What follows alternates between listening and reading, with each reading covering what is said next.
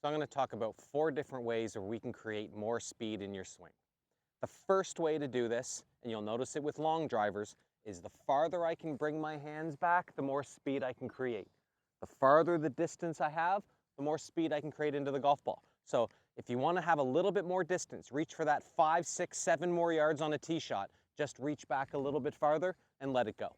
So that's the first step. The farther the hand path, the more speed you can create. The second way that we can create speed in the swing is to monitor how we use our weight or our pressure. And I think about it more in terms of my foot squishing into the ground.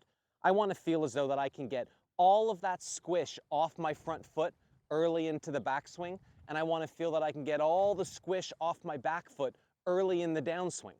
You know, in the world of science, the weight transfers in your swing to the front foot at the same time your club gets to the top of your swing.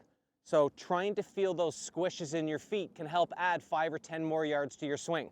Off the front foot early, off the back foot early. The third way that we can get more speed, and you're going to see this in a lot of videos that Bryson talked about where he gained 75 yards off the tee, is changing direction harder or faster. So the old golf tip where you take it to the top and you stop, that's the opposite of what we want to do. We want to change direction harder and faster. And if we can change direction faster, we can get more energy into our system before the club hits the ball. So rule number 3, change directions a little harder or faster.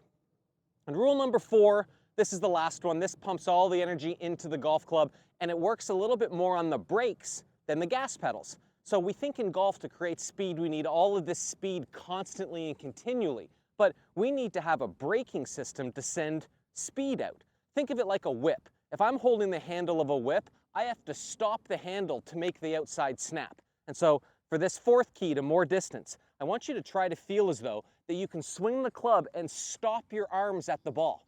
If your wrists are loose, that club will keep going and will release. So if we can get a braking action to the arms, we'll have a speed source to the golf club. So if we can take the club back farther, that's a little bit of speed.